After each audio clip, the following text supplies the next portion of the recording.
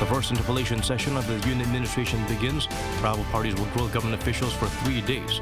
Monday's topic, political matters, foreign diplomacy, and North Korea issues. Samsung Electronics begins shipments of the world's first 3nm chips.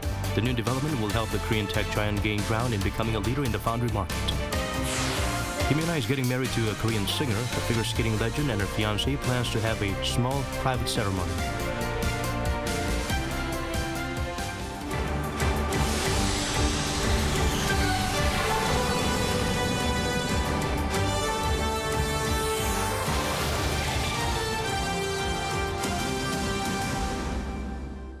Hello, hope your week's off to a smooth start. I'm Daniel Che. Let's begin with our top story. The first interpellation session under the Yoon Suk-yeol administration begins. The focal point on day one, politics, diplomacy, and national security. Lawmakers grilled the heads of 5 ministries on controversial issues as well. Kim Bo-kyung starts us off. A 3-day interpellation session, the very first since the Yoon Suk-yeol administration began, got underway on Monday. The first day focused on politics, diplomacy, and national security with a total of 6 government officials present, including the South Korean Prime Minister and relevant ministers. As this was the first time for Prime Minister Han Duk-soo to be grilled by lawmakers since taking office, he faced several questions regarding his future plans. While saying the current economic crisis came from expanded fiscal and monetary policies that were taken to counter the 2008 financial crisis and the COVID-19 pandemic, Han pledged to come up with new ways to help the economy recover. He also added that the Yoon administration will help South Korea become a country that's more globally respected. Excessive liquidity, disruption in global supply chains, geological issues such as relationships between the U.S. and China, the U.S. and Russia are the short-term difficulties this administration needs to tackle. For the long term, it is an important period to solve reformative issues to make the country have a strong economy, security, and culture, thus to be globally respected. Lawmakers' questions were also fielded by Interior Minister Lee Sang-min on the new police bureau that will be established under his ministry. Lee addressed concerns that the new bureau, which will give the police more investigative power, might compromise neutrality and accountability. If you specifically take a look at the work the police bureau would do and a set of commanding regulations, those concerns would be resolved. The Interior Minister does not have in mind to investigate or be included in specific event. Another controversial issue discussed was concerning the North Korean fishermen who were repatriated in 2019. On this, the unification minister stressed it was wrong and a typical totalitarian way of thinking to send them back just because they were felons. The President's National Security Office said during the briefing on Monday that they have not received any information from the previous government on the matter, and that surprisingly there wasn't much information to refer to. After Monday's topic, the lawmakers' Q&A session will continue for the next 2 days, covering matters that are related to economy and social issues. Again, fierce debate is expected due to the current economic crisis and soaring numbers of new COVID-19 cases. Kim Bo-kyung, Arirang News. Staying with the interpellation session, the government covered North Korea's nuclear ambitions as well. Lawmakers also questioned the administration's plans to engage with Japan. Kim Da-mi tells us more.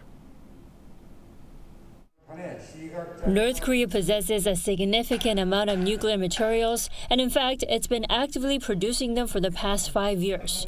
That's what South Korea's defense minister confirmed on Monday during Parliament's inquiry into the Yoon Suk-yeol administration. He said the exact amount cannot be disclosed, but the plutonium and uranium produced and possessed by the North has increased by around 10%.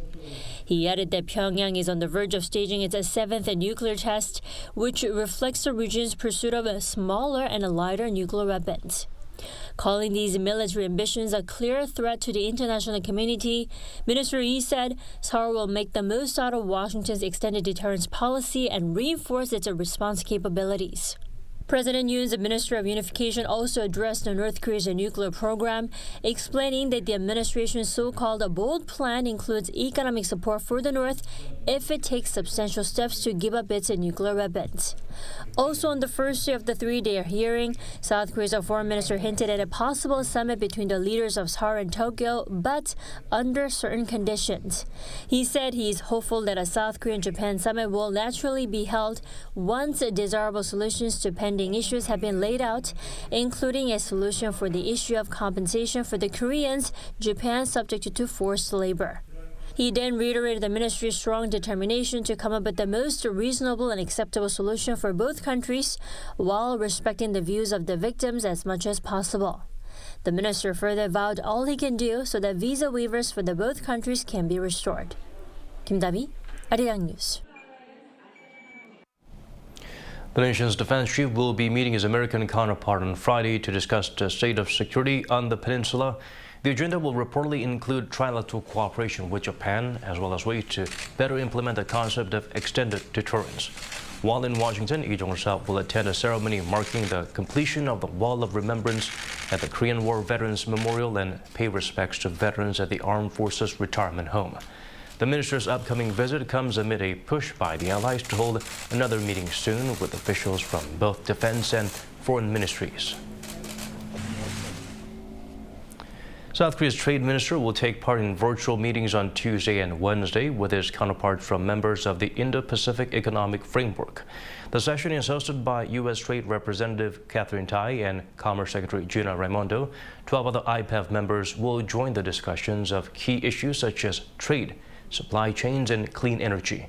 The regional trade pact was launched in May by President Joe Biden to strengthen America's ties with countries in the Asia-Pacific, widely seen as an effort to counter the influence of China. To expand diplomatic domains, South Korea is seeking to bolster cooperation with ASEAN members. Part of such efforts include a bilateral summit set to be held with the visiting president of Indonesia. Yoon Min explains further. The Yoon government is accelerating diplomacy with the Association of Southeast Asian Nations, starting with a bilateral summit with the visiting president of Indonesia this week. President Yoon will discuss bilateral cooperation issues in various fields, including defense industry, infrastructure, and economic security. There will also be in-depth discussions on global issues, including our Indo-Pacific strategy and cooperation with the ASEAN. Introducing Yoon-Widodo's two-day official visit to Seoul from Wednesday, the South Korean leader's top security aide made note of the existing strategic partnership between South Korea and Indonesia and emphasized that the upcoming summit will herald the administration's ASEAN diplomacy. We expect President Widodo's visit this time to not only strengthen Korea-Indonesia relations, but also signal the beginning of the Yoon government's full-scale diplomacy with the ASEAN. Both countries are joining members of the U.S.-led IPEF, and Seoul expects further cooperation with the Southeast Asian country, which accounts for more than a third of the total GDP of the ASEAN. Also on the summit agenda will likely be the joint fighter development project between the two countries, the share of cost of which Indonesia has yet to pay up, but one that the presidential office says is hopeful it will be resolved soon. Prior to the summit Thursday afternoon, the Indonesian leader will meet with South Korean business leaders and visit a Hyundai Motors Technology Institute. Expanding diplomatic horizons to strengthen economic security is one of President Yoon's key foreign policy priorities. How his government's ASEAN policy will distinguish itself from the previous administration's New Southern policy remains to be seen. Yoon Min, Arirang News.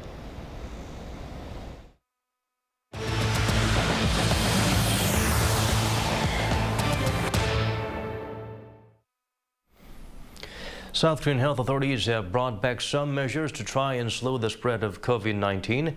People arriving in the country now have to get a PCR test within 1 day of arrival instead of 3. Also, nursing homes can no longer allow outside visitors. Kim Jung-sil has the details. South Korea is contending with a new wave of COVID-19, new cases in the past 6 days averaging 70,000. This has prompted the government to reintroduce some measures it had lifted, effective from Monday. All those arriving in South Korea are now required to take a PCR test within 1 day of arrival. The rule on testing had been eased last month to within 3 days. Tests are free at Public Health Center for South Korean citizens and foreigners on long-term visas. Short-term visitors are advised to get one at the testing center inside the airport. There, it costs 80,000 Korean won, which is about $60. Those who test positive have to self-isolate for 7 days. Other measures brought back affect nursing homes. In-person visits had resumed in April, but they're no longer allowed. Staff at these facilities also have to take a PCR test once a week. The highly transmissible BA.5 variant of Omicron is now the dominant strain in the country. It accounts for more than 50% of new infections and can evade vaccines and acquired immunity. It also accounts for about 63% of infections from overseas. Meanwhile, in South Korea, one more case of variant BA.275 was confirmed on Monday, making 4 in total. The BA.275, also known as Centaurus, is apparently even more contagious than BA.5 variant. Contact tracing is underway to find out how the virus was transmitted. Kim Jung-sil, Arirang News.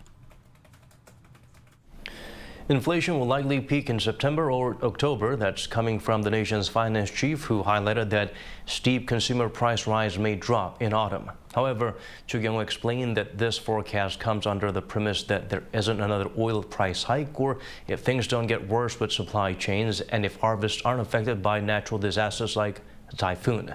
The minister didn't appear as concerned as some about the capital outflow that could happen when the Fed raises rates, but he provided reassurance that preparations are being made in case market volatility worsens. Samsung is the first in the world to mass produce and ship out 3-nanometer chips. The Korean tech giant believes the new technology can be a game changer in the global race to lead the industry. Ji-young has the full story. The semiconductor industry is entering a critical new chapter. South Korea's Samsung Electronics has started to ship the world's first 3-nanometer chips. In a ceremony to mark the first shipments on Monday, the tech giant said the new technology will be a game changer in the semiconductor industry. This new technology is the key to continuously improving power efficiency and performance. Also, it is highly flexible and applicable to a variety of uses. Last month, the company announced that it had become the world's first to start mass-producing semiconductors using a 3-nanometer process. Samsung used a new technique, its so-called gate-all-around transistor architecture, to produce chips that are more powerful and efficient. Compared to conventional technology, these can reduce power consumption by up to 50% and can also improve performance by up to 30%. The official said the new technology will help the tech giant to become a leader in the foundry market or contract chip manufacturing. We expect the new technology to be the foundation for growth in semiconductor industry. It would also be the major driver for Samsung to become the leader in the foundry market. Samsung currently is the largest player in the global memory chip market, but it's second place in the foundry market.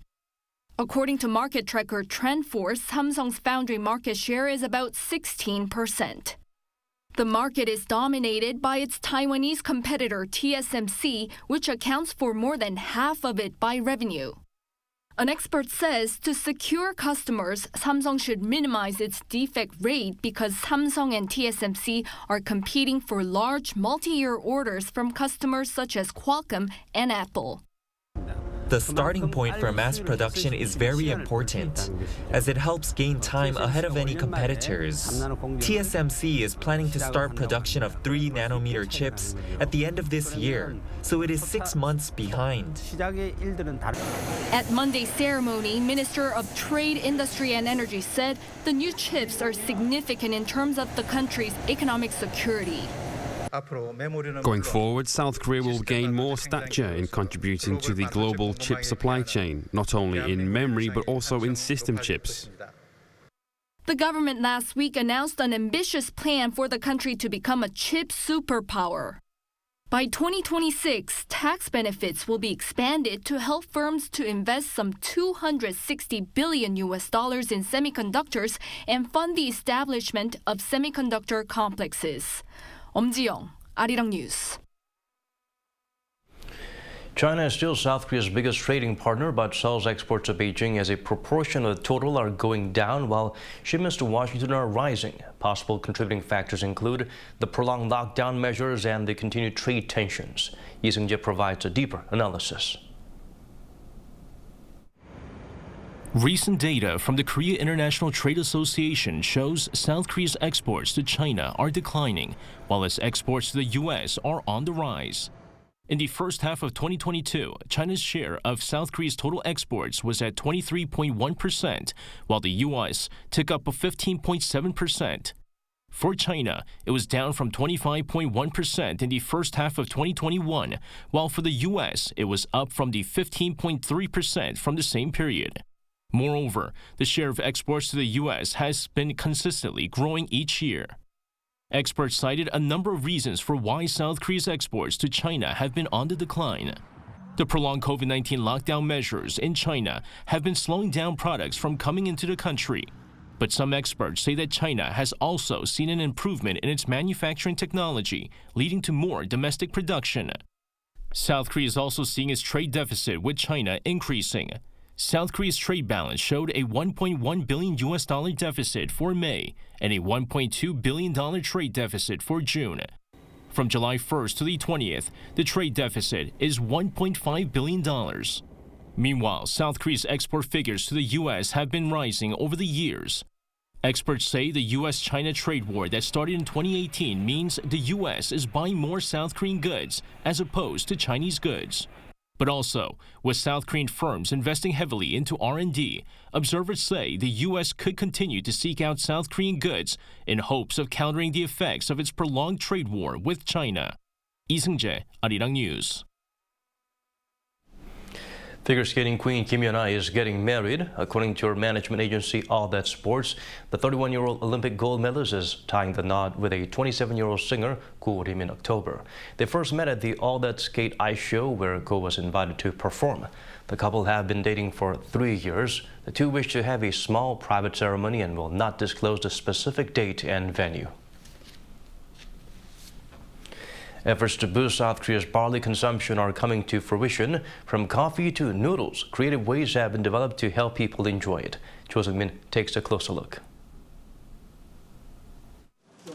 Every morning, Mr. Kim makes himself a cup of coffee before starting work. But what grabs most of his colleagues' attention is that he enjoys drinking coffee made of barley.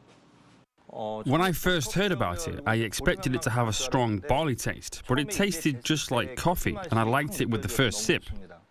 It's made from liquid extracts of over 70% barley and the rest with water and coffee. The person behind Barley Coffee says he created it for coffee lovers who don't want to be kept awake at night. Because barley doesn't contain any caffeine, it doesn't have a coffee-like flavor when roasted, so we added just 1% of coffee to it. He's also developed a new recipe to make barley noodles, which have now become extremely popular amongst those looking for a healthy replacement for carbohydrates. They contain less gluten and therefore easier to digest than noodles made with flour. Also, barley is rich in fiber. It makes great diet food. With the emergence of these creative ways to use barley, agricultural experts say the nation's production and consumption of the crop will increase over time. Cho Seung-min, Arirang News. Elsewhere around the world, the war in Ukraine entered its 6th month. The UN estimates at least 5,000 civilians have been killed. With no end in sight, Russia appears to have expanded its military objectives. Jung Eun-ju has the latest. Attacks on key Ukrainian infrastructure continued over the weekend. The war has now entered its 6th month. Russian missiles hit Ukraine's Black Sea port of Odessa on Saturday, just hours after the two countries signed agreements to allow grain exports to resume. Russian attacks continue across the country, with Moscow announcing earlier last week that its military objectives in Ukraine would now go beyond the eastern Donbas region, marking the clearest acknowledgement that the country has expanded its war goals. The UN estimates that some 5,000 civilians have lost their lives in Ukraine during the 5 months since the onset of Russia's invasion. While the actual casualty figure could be even higher than that, Ukraine's health ministry says at least 18 medical personnel have been killed and nearly 900 medical facilities had been damaged or destroyed so far. Ukrainian President Volodymyr Zelensky says his country will do all it can to fight against Russia.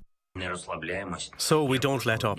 As in every day during the last 5 months, we do everything to inflict the highest possible damage on the enemy and to gather for Ukraine as much support as possible. Against this backdrop, Russia's Foreign Minister Sergei Lavrov dismissed claims that Moscow was the cause of the global food crisis. Visiting Egypt, he stressed that it was Western nations who were distorting the truth about the impact of sanctions on global food security. Lavrov added that while Moscow stands ready to resume negotiations with Ukraine on a number of issues, Ukraine and the West have not agreed to return to the negotiating table. Meanwhile, the U.S. government on Saturday urged countries, including China, to expand aid to Africa as the food crisis escalates in the region. According to the Intergovernmental Authority on Development, about 50 million people in East Africa will face a major food shortage due to historic droughts. Russia's invasion of Ukraine is also considered a factor that affects the food shortage, as Somalia alone imports about 90% of wheat from Russia and Ukraine, but exports have practically stopped since the war broke out. 정은주, Arirang News. Britain the past week saw the mercury rise to record levels. It was hot enough to melt airport tarmac. In the U.S., heat alerts have been issued in 28 states, and there are wildfires near Yosemite. Kim Yuna brings the updates. Scorching heat beats down around the globe. In the UK, temperatures rose so high that airport runways melted, causing flights to be cancelled. Our flight literally got taken off the board, and we only found out from the app that our flight was cancelled. So we queued up for ages, and they said they could reschedule it tomorrow from Birmingham or from here next Monday. Last week, the UK logged record-high temperatures. Heathrow Airport in London saw heat over 40 degrees Celsius. Temperatures in July normally peak at around 25 degrees. This weather is absolutely unprecedented. We have never seen anything like these temperatures in our models before. Heat is unrelenting on the other side of the Atlantic Ocean as well.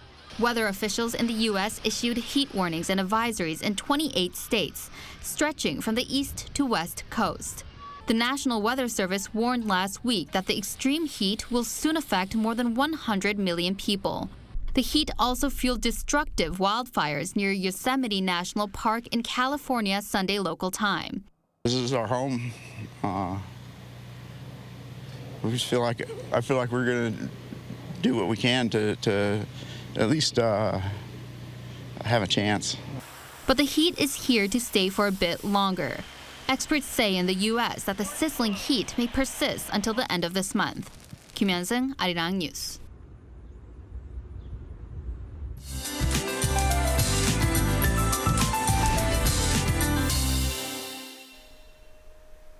Summer's monsoon rain has officially ended. Instead, heatwave conditions will prevail for most regions from now on. First, Seoul's scorching heat returned today, and heatwave advisories have been issued for the first time in 15 days. Sweltering heat will continue for tomorrow. Parts of Gyeongsang-gukdo province, including Daegu, will be especially hot with warnings in place. Meanwhile, UV radiation will be intense tomorrow. The UV ray index will be in the high to very high range nationwide. The peak hours for strong UV rays are in between 10 a.m. to 3 p.m. If you have to head outside, make sure to wear plenty of sunblock. With a rise in temperatures and stable atmospheric conditions will also continue. This will produce on and off showers tomorrow. Inland regions will see about 5 to 40 millimeters of rainfall. Morning lows in Seoul and Daegu will be kicking off at 24 degrees Celsius. Daily highs in Seoul and Gwangju will reach 33. Chuncheon and Daegu will be making it to 34 degrees. Sweltering temperatures are expected for the capital region this week with highs near 33 degrees. That's all for now, and here are the weather conditions around the world.